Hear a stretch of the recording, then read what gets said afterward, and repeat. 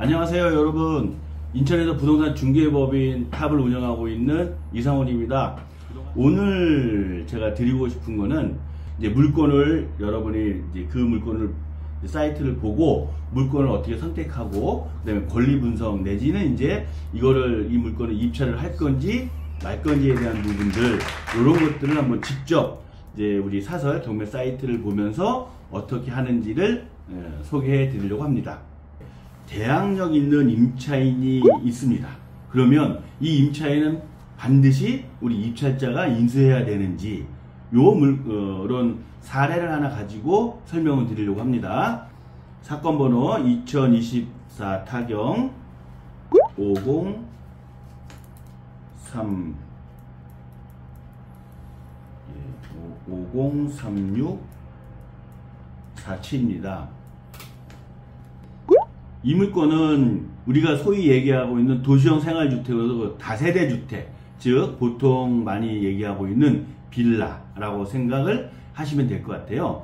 전용이 13.7평이니까 뭐 거실 겸 방까지 해서 뭐 방 3개 정도, 뭐 화장실 하나 이 정도 되겠죠. 자, 이 물건 2024년 12월 3일 날 감정가 1억 5천에 처음 진행하고 있습니다.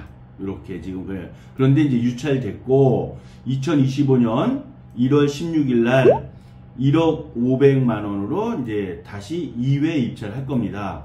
이제 여기서 이제 여러분에게 드리고 싶은 건 인천은 이렇게 저감된다 그러잖아요. 이제 유찰될 때마다 30%씩 저감돼요.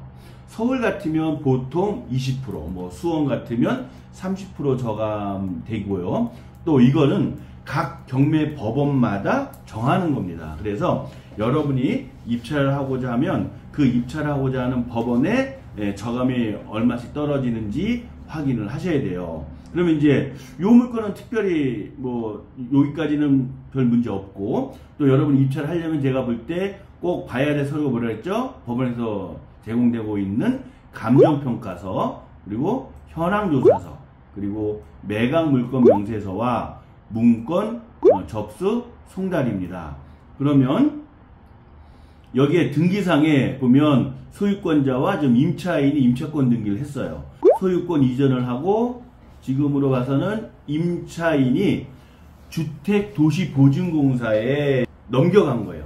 임차인이 이제 전세를 들어가면서 주택도시보증공사에 이제 보증을 쓴 거죠. 그런데 집주인이 이제 보증금을 반환 안 해주니까 당연히 임차인은 어떻게 돼요? 주택도시보증공사에 보증금 반환을 청구를 해서 임차인은 실제로는 이제 보증금을 다 받아갖고 대신 이제 주택도시보증공사가 임차인을 대신해서 지금 이제 권리를 행사하고 있는 겁니다. 그럼 어쨌든 간에 이 임차인은 대항력 있는 선순위 임차인이에요. 임차인의 권리를 주택도시보증공사가 지금 양수한 거예요. 그러면 이제 이 주택도시보증공사도 임차인의 주의를 그대로 승계를 받았으니까 이 보증금, 여기서는 1억 5,300인데 이 보증금을 인수를 받았으니까 이제 우리 입찰자에게 보증금 배당을 못 받으면 당연히 어떻게 돼요? 우리 입찰자에게 달라고 해야죠. 그러면 이제 이 물건은 어떻게 돼요? 계속 쭉쭉쭉 떨어질 겁니다. 그런데 요즘에 이런 물건이 하도 많이 나오니까 이제 공공기관에서는 좀 다르게 또 하고 있어요. 예전에는 이런 일이 없었는데 제가 좀 전에 우리가 입찰하기 전에 꼭 봐야 할 게 감정평가서, 현황조사서, 매각물건 명세서, 그리고 문건 접수 송달 내역이라고 그랬죠. 그 중에서 여러분에게 제가 보여드리고 싶은 것 매각물건 명세서를 보는 거예요. 그러면 자 봐보세요. 너무 좀 작은가요? 좀 키워볼게요.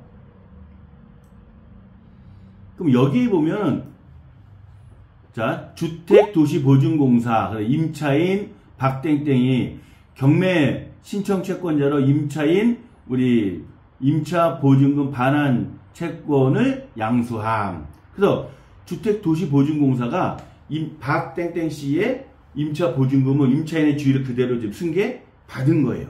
그런데 여기를 보면 뭐라고 되어 있냐면 주택도시보증공사에서 2023년 3월 26일자 파격서 우선 변제권만 주장하고 대항력은 포기하고 또 보증금 전액 미변제 시라도 임차권 등기 말소 등의 제출, 이 확약서를 제출했다는 거예요. 자, 제가 볼 때는 이 얘기 뭐냐면 주택도시보증공사가 지금 이게 얼마에 매각이 됐든 내가 경매에서 배당받는 우선 변제권은 내가 권리를 주장하지만 임차인으로서의 이 대항력과 그 다음에 임차권 등기가 말소가 안 되잖아요. 이런 부분들은 우리 주택도시보증공사가 포기하겠다는 거예요. 그러면 자, 이 물건은 이제 여러분 보통은 감정가가 1억 5천인데 아까 임차인 보증금이 얼마였어요 지금? 1억 5천 3백이에요.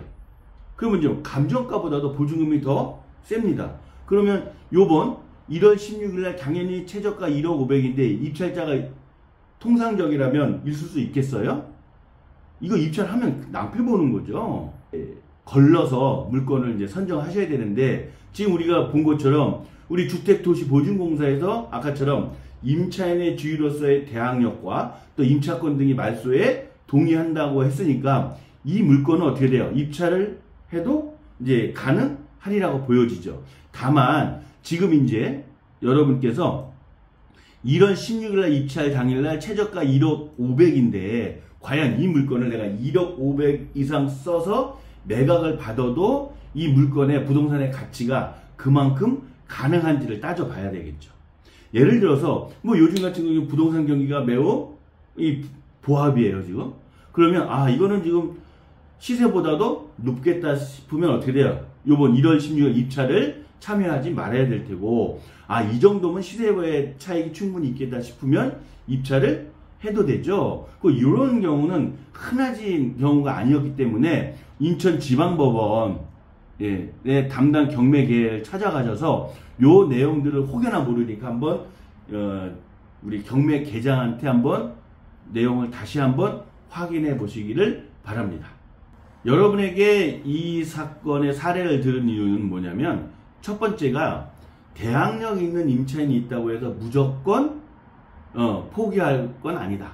요즘에 이 사건처럼 주택도시보증공사가 법원에 확약서를 제출해서 임차인의 우선 변제권은 주장하지만 대항력은 포기하고 또 임차권 등기 말소에 동의를 하겠다 이런 확약서가 제출되는 경우는 우리 입찰이 가능할 수도 있다는 거예요. 그리고 이런 부분들을 정확하게는 우리가 법원에서 매각일 일주일 전에 제공되는 매각 물건 명세서를 보고 확인하고 마지막으로 담당 경매 계장에게 다시 한번 확인해 보시면 좋을 것 같습니다. 이런 것들이 여러분이 재테크로서 돈이 될 수 있는 수익을 창출할 수 있는 블루오션 틈새 시장입니다. 잊지 마시기 바랍니다. 오늘 배운 거 꼭 잊지 마십시오. 실제로 경매하려면 매우 중요한 내용입니다. 이해 가셨죠? 자, 여러분 잊은 거 있으시죠? 여러분 꼭 이 구독, 좋아요, 알림 설정은 사랑입니다. 감사합니다.